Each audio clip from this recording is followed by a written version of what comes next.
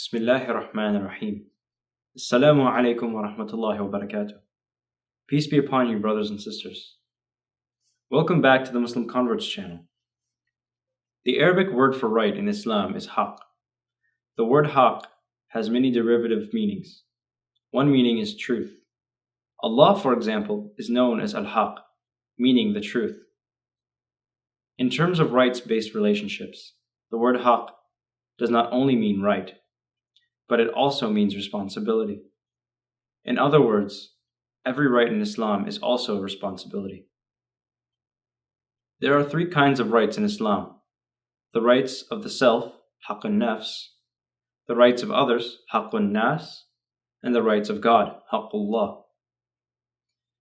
These rights are what make up the borders of sin and the borders of salvation of our souls. They are at the core of a healthy Muslim community. In this lesson, we're going to briefly outline what these rights are, along with examples. Rights of the self. Our fourth Imam, Imam Zayn al-ʿābidīn alayhi salam, says the following about rights of the self. And the right of yourself incumbent upon you is that you employ it in obeying God. Then you deliver to your tongue its right, to your hearing its right, to your sight its right, to your hand its right, to your leg its right, to your stomach its right, to your private part its right, and you seek help from God in all that. Risalat al-Huquq. If we were to write an entire book on the rights of the self in Islam, we still wouldn't exhaust the topic. The rights of the self includes respect for one's body.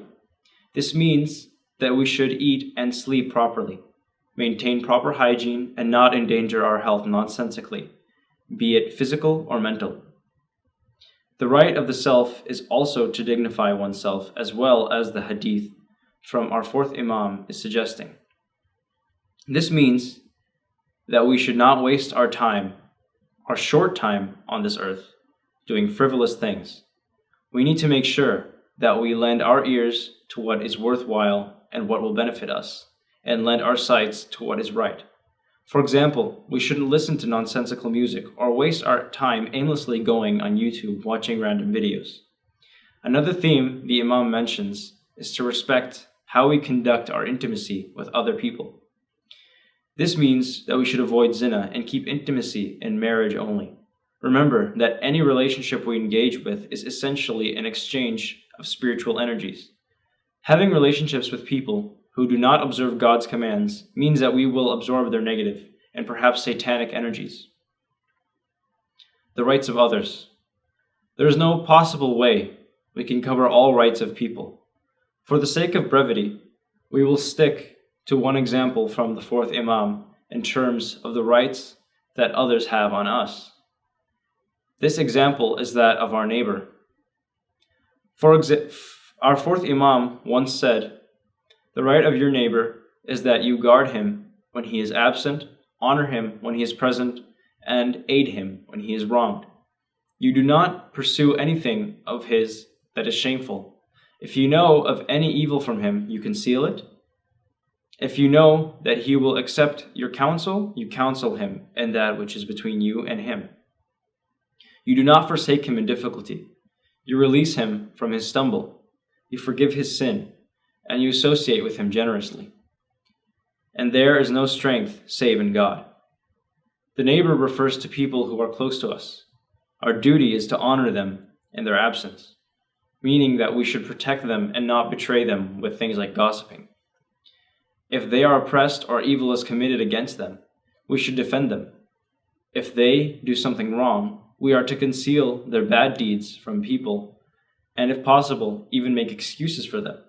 Remember that if we make excuses for people in order to protect them and their reputation, God will do the same for us in this world as well as in the next. We often dump our friends when they are in difficulty. The neighbor, who is also our friend, has the right that we help them in his or her times of difficulty, be it in sickness or in financial difficulty. Rights of God. Our fourth Imam once said, "The greatest right of God against you is that you worship him without associating anything with him." When you do that with sincerity or ikhlas, He has made it binding upon Himself to give you sufficiency in the affair of this world and the next. We often think that worshipping others is an act of polytheism and idol worship. In other words, we think that shirk in Arabic simply means polytheism. This, however, is not correct. The word shirk means to associate others with God, especially in His powers. We often think that our jobs are really in the hands of our bosses, or that our longevity depends on our genes and how well we treat our health. Our actions do have consequences in this world, both in our financial lives as well as in our health. However, according to Islam, Allah is the one who allows these consequences to take place. Without His permission, nothing can happen. If He wills something, no action from our part can stop it. Shirk means to associate the powers of others to that of God, thinking that somehow they can do things independently in this world. This worldview is wrong, and part of the rights of God is that we reject this erroneous belief.